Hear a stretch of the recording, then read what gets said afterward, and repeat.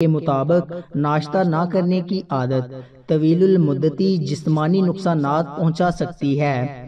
ماہرین کا کہنا ہے کہ ناشتہ نہ کرنے کی عادت جسم کے لیے بہت نقصان دہ ہو سکتی ہے اور اس سے بے شمار طبی مسائل پیدا ہو سکتے ہیں۔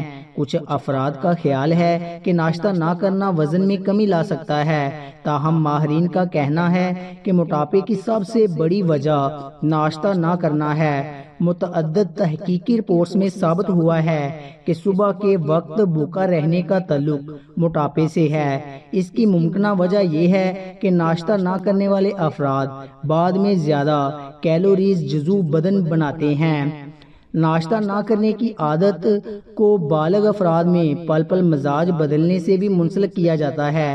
جو لوگ صبح کے وقت کچھ کھاتے نہیں، ان میں ڈپریشن کی شرح دیگر کے مقابلے میں زیادہ ہوتی ہے۔ اسی طرح ہفتے میں 4 یا 5 بار ناشتہ نہ کرنے سے ذیابیطس ٹائپ 2 کا خطرہ 55% تک بڑھ سکتا ہے، جبکہ بلڈ شوگر لیول بہت تیزی سے کم بھی ہو سکتا ہے۔ جب بلڈ گلوکوز لیول کم ہوتا ہے تو مزاج پر منفی اثرات مرتب ہوتے ہیں۔ چڑچڑاپن اور بد مزاجی زیادہ غالب رہتی ہے، جس سے دماغ تباہ ہو جاتا ہے۔ نمبر 2، رات کو دیر سے سونے کی عادت۔ ماہرین کی طرف سے مناسب دورانیے کی نیند صحت مند رہنے کے لیے ضروری قرار دی جاتی ہے، تاہم 4 لاکھ لوگوں کے اعداد و شمار پر کی جانے والی ایک اسٹڈی سے جلد سونے اور طویل زندگی میں ایک ربط سامنے آیا ہے۔ اس بات میں کوئی شبہ نہیں کہ مناسب دورانیے کی نیند ہم میں سے ہر ایک کے لیے اہم ہے، کیونکہ انسانی جسم پورے دن کی مصروفیت اور دباؤ کے سبب جس تھکن کا شکار ہوتا ہے، نیند نہ صرف اس تھکن کو دور کر دیتی ہے بلکہ اس دوران ہمارا جسم نئے دن کے چیلنجز کے لیے خود کو تیار کرتا ہے۔ مناسب حد تک نیند اور پھر صبح جلد بیدار ہونے سے نہ صرف ہمارے جسم کی توانائی بحال ہو جاتی ہے، بلکہ اب ایک نئی تحقیق سے معلوم ہوا ہے کہ بات یہاں تک محدود نہیں ہے۔ اس تحقیق سے جلد جاگنے اور طویل العمری میں ایک ربط سامنے آیا ہے۔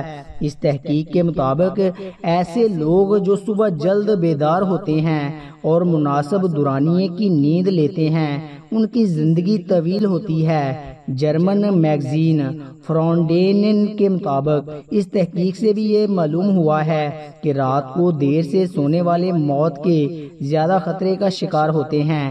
عشاء کے بعد جلدی سونے کی نصیحت۔ اللہ تعالیٰ نے رات آرام کے لیے اور دن کام کے لیے بنایا ہے، لہٰذا عشاء کے بعد لمبی محفلیں لگانا معیوب ہے۔ حدیث پاک میں آتا ہے کہ نبی پاک صلی اللہ علیہ وآلہ وسلم کی عادت مبارک تھی، آپ عشاء کی نماز سے پہلے سونے کو ناپسند فرماتے تھے اور عشاء کے بعد باتیں کرنے کو ناپسند فرماتے تھے۔ نمبر 3، بہت زیادہ میٹھا کھانے کی عادت۔ ایسا مانا جاتا ہے کہ بہت زیادہ میٹھا کھانے سے ذیابیطس ٹائپ 2 کا سامنا ہو سکتا ہے، مگر کیا بات واقعی درست ہے؟ اس بات کا کوئی امکان ہے کہ آپ کے خاندان کا کوئی فرد، قریبی دوست یا ساتھی ذیابیطس کے مرض کا سامنا کر رہا ہو؟ وہ فرد آپ خود بھی ہو سکتے ہیں۔ ذیابیطس ایسی دائمی اور سنگین مرض ہے جس کا سامنا ہر 10 میں سے ایک فرد کو ہوتا ہے اور اس کے کیسز کی تعداد مسلسل بڑھ رہی ہے۔ زیادہ تر افراد کو ذیابیطس ٹائپ 2 کا سامنا ہوتا ہے، جو اس مرض کی سب سے عام قسم ہے، اور 90 سے 95% کیسز میں اس کی تشخیص ہوتی ہے۔ اس سے ہٹ کر ذیابیطس ٹائپ 1 اور حاملہ خواتین میں ذیابیطس اس مرض کی دیگر اہم اقسام ہیں۔ ذیابیطس کی تمام اقسام میں ایک چیز مشترک ہے اور وہ خون میں شکر کی مقدار بڑھ جانا، جیسے ہم بلڈ شوگر کہتے ہیں۔ تو اس کا مطلب ہے کہ چینی کھانے کا شوق ذیابیطس کا شکار بنا سکتا ہے۔ ذیابیطس ٹائپ 1 کے لیے تو اس کا جواب نہیں ہے۔ ذیابیطس کی یہ قسم آٹو امیون مرض ہے جس کا طرز زندگی کے عناصر جیسے غذا سے کوئی تعلق نہیں۔ اس کے مقابلے میں ذیابیطس ٹائپ 2 سے متاثر ہونے کا عمل کچھ پیچیدہ ہے۔